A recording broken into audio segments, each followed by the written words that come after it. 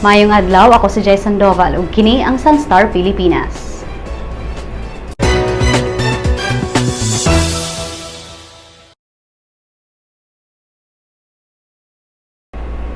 Ania ay baguhay lang ni sulod nga balita. May withdraw na sa iyang Certificate of Candidacy sa pagkamayor si Davao City Mayor Rodrigo Duterte. Sa hulagway nga gipost sa Sun.Star Davao Facebook page karong adlawa, kauban ni Rudy ang iyang anak nga si Sara Carpio Duterte kinsa mi-substitute kaniya sa pagdagan isip mayor sa dakbayan sa Davao alang sa sunod tuig. Alang sa dugang detalye ning balita, bisitaha ang www.sunstar.com.ph. Padayon ta sa atong mga balita, sa wala pa may withdraw si Davao City Mayor Rodrigo Duterte sa iyang COC, iyang giklaro nga si Senator Alan Peter Cayetano ang iyang running mate alang sa 2016 elections. Mao kini ang pamahayag ni Duterte human miingon si Senator Bongbong Marcos nga posibleng mahimo siyang running mate ni Duterte. Matod ni Duterte sa usa ka interview nga si Cayetano ang iyang katandem ubos sa usa ka ticket. Dugang pa ni Duterte nga wala siya nakig-istorya ni Marcos tungod kay nagtuo siya nga tandem na sila ni Senator Miriam Santiago. Samtang ang presidente sa PDP laban nga si Senator Coco Pimentel miingon nga dili pa final ang Duterte Cayetano tandem tungod kay naa sila mga kapartido nga ganahan kang Marcos isip running mate ni Duterte. Dugang ni Pimentel nga iya pang ikonsulta sa mga kapartido kung kinsa gyud ang mahimong running mate ni Duterte. Gisaway ni Misamis Oriental Governor Yevgeny Bambi Imano ang mga tigpasiugda sa Mr. and Miss Pan-Continental International Beauty Pageant tungod sa walay klarong preparasyon ini. Si Imano nagkanayon nga gidinay permiro sa probinsya ang hangyo sa organizer apan ni atubang kaniya ang project manager sa local organizer sa pageant nga si Cheryl Macali. Sa pag-abot sa mga kandidata, daghan ang problema ang migawas ug tungod niini gialerto ni Imano ang Department of Tourism ug iyang gihangyo ang National Bureau of Investigation sa pag-imbestigar sa maong insidente. Gibalita sa Sun.Star Cagayan de Oro nga usa ka kandidata sa maong pageant ang mi-back out human siya giingnan daw usa sa kapolitiko sa Cagayan de Oro nga dili safe ang dakbayan. Si Congressman Rufus Rodriguez nagkanayon nga mag-initiate pud siya og house probe sa maong kontrobersya. Si Rodriguez nagkanayon nga mupasar usab og balaod nun nga tanang pageants kinahanglan i-accredit sa Department of Tourism. Gipanghingusgan karon sa kapolisan ang seguridad sa mga shopping malls labi na sa nagsing-abot nga weekend sale. Karong tapos semana mag-sale ang Gaisano Grand Mall sa Basak, Lapu-Lapu, Cordova, Fiesta Mall, Tabunok, Karkar, Mandaue, Talamban, Toledo, Minglanilla, Dumanhog ug Moalboal, Super Metro ug ang SM Seaside City. Si Senior Superintendent Marciano Batiancela Jr., ang officer in charge sa Cebu City Police Office, niingon nga nakig-koordina na sila sa Talisay City Police Office aron maatiman ang isyu sa seguridad ug sa trapiko.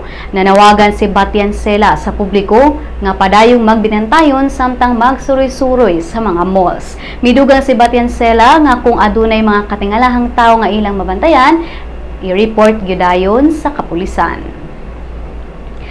SM Seaside City Cebu, opisyal na giablihan sa publiko karong adlawa. Kagahapon, pipila ka mga piniling guests ang giimbitahan sa SM alang sa blessing ug soft opening sa pinakabag-ong mall dinhi sa Sugbo. Sa dili pa moadto sa SM Seaside City Cebu, ani ay pipila ka mga must-see nga destinations sud sa maong mall. Ang Sky Park, kung kinahanglan kag break from the hustle and bustle, mahimo kang mobisita sa mga dining outlets. Kung gusto sab ka maglingaw-lingaw, adunay IMAX Theater, 16-lane nga bowling and amusement center ug Olympic-size nga ice skating rink. Ang SM Seaside City Cebu motanyag kanimo og kapin sa 400 ka mga food and retail shops. Kung kapuyon ka og libot sa maong mall, adunay gitanyag sab nga free ride alang sa mga PWDs, senior citizens ug mga pregnant women.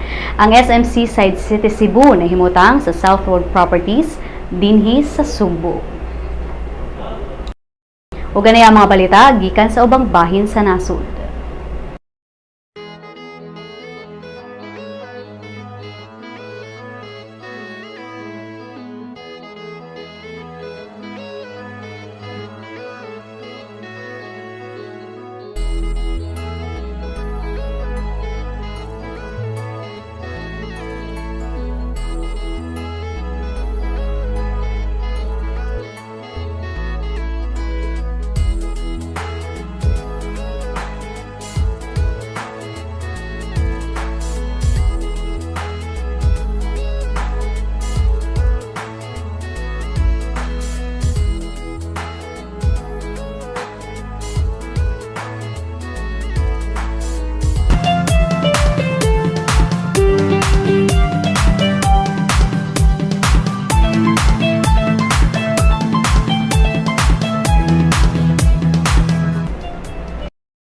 Elmo Magalona, ang anak sa nitaliwan nga si rapper-actor Francis Magalona, opisyal na nga kapamilya ug nibutyag nga nangandam na siya alang sa iyang unang project sa ABS-CBN.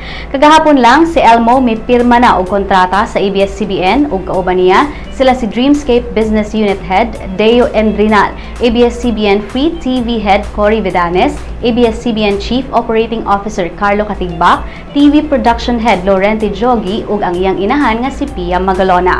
Sigo ni Elmo nga mag-training na siya ug gani iyang gipangandaman ang iyang role sa una niyang TV series ang Born for You, diin iyang mapares si Janela Salvador. Human sa contract signing, si Elmo gipangutana sa media kung still in good terms pa ba siya sa iyang former network, ang GMA7. Tubag niya, "It wasn't easy, but I wanted to try something new."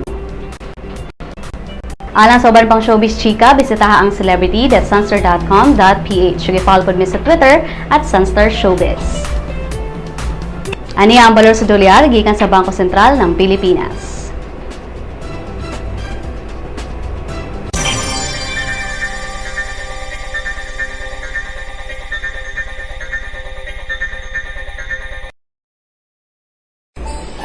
Mga higala, sa atong Christmas countdown, 28 ka adlaw na lang sa dili pa ang Pasko. Ug dinhi natapos ang atong mga balita karong adlawa. Alang sa dugang pang updates, bisitaha ang www.sunstar.com.ph. I-follow sab ang among mga updates sa Twitter at Sun.Star Online ug sa Facebook, Sun.Star Philippine News.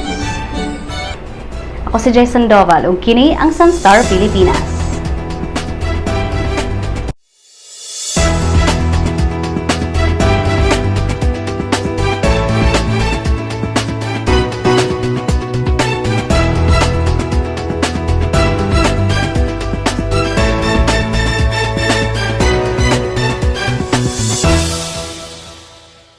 Welcome to the newest member of the Sun.Star family, My Sun.Star, a mobile application that allows you to remove all the online clutter and focus on what you want, what you need.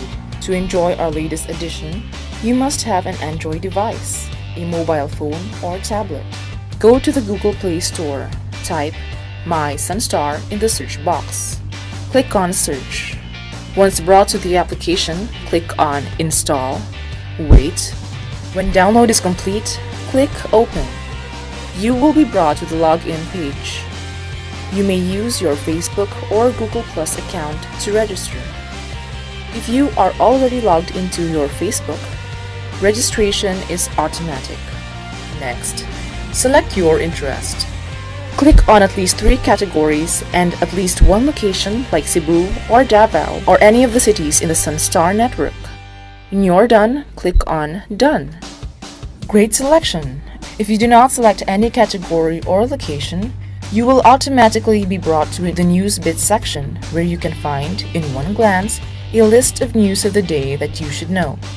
If you have selected your interest, the News Bits will be the first list, followed by different categories that you chose. This way, you do not see all the other news and articles that will not be relevant to you.